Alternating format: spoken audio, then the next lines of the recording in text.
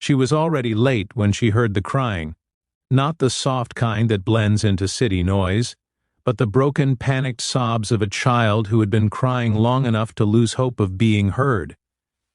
Maya froze at the top of the subway stairs, one hand clutching her phone, the other gripping the strap of her worn handbag.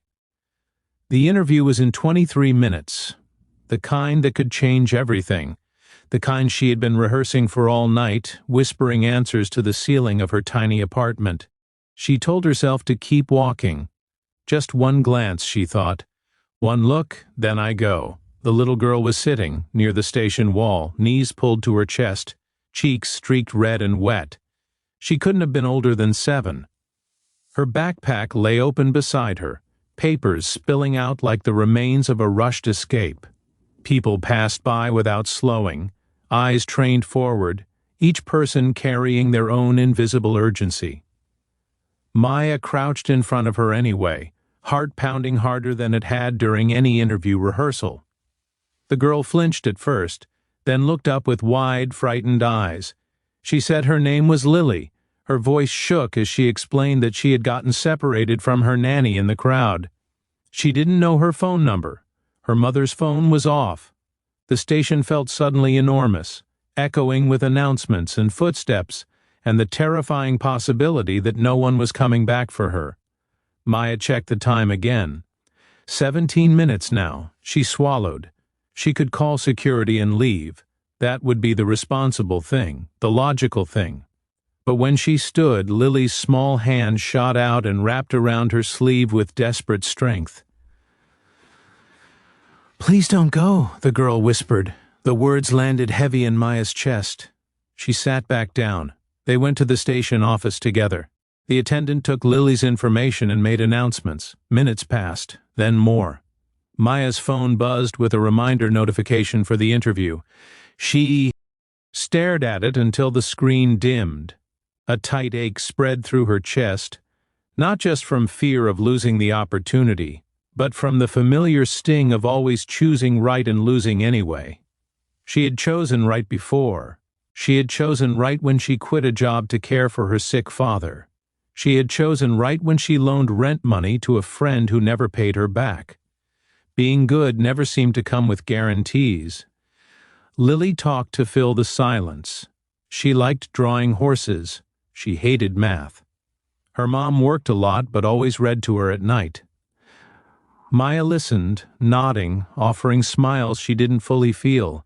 She wondered how to explain another missed chance to her landlord, to herself. When an hour passed with no response, Maya felt panic bloom.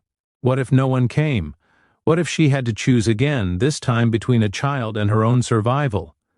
Finally, footsteps approached fast and uneven. A woman rushed into the office, breathless, eyes wild with fear. Lily gasped, tore free, and ran into her arms.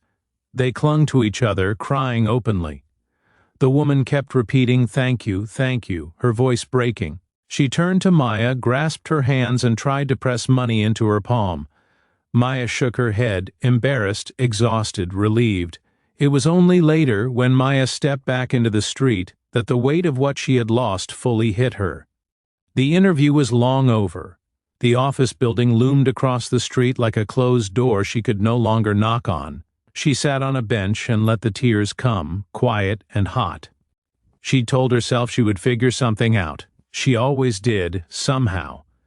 Days passed, then weeks. Rejection emails piled up. Savings dwindled. Doubt grew louder. On a rainy Thursday afternoon, her phone rang from an unknown number. She almost didn't answer. The woman on the line introduced herself as Eleanor Wright. She asked if Maya remembered her daughter Lily. Maya did. Eleanor's voice softened as she explained who she was. The CEO of Wright Health Systems. The same company Maya had missed the interview for. Maya's breath caught. Eleanor told her she had asked the hiring team to keep a record of candidates who didn't show, something she rarely did. Lily had mentioned the woman who stayed with her, who missed something important to help a stranger. Eleanor wanted to meet her. This time Maya arrived early. The meeting wasn't an interview in the traditional sense. Eleanor asked about Maya's life, her choices, her failures. She listened closely, without interruption. At the end, she offered Maya a position, not out of pity or coincidence, but because character mattered more than timing, because integrity was not something you could teach later. Maya accepted, hands trembling, eyes burning. As she left the building, sunlight broke through the clouds, warm and unexpected. She thought of that moment in the subway, the choice she had made without knowing why. Some doors close, others wait, and sometimes the smallest act of kindness becomes the bridge between who you were and who you are meant to be.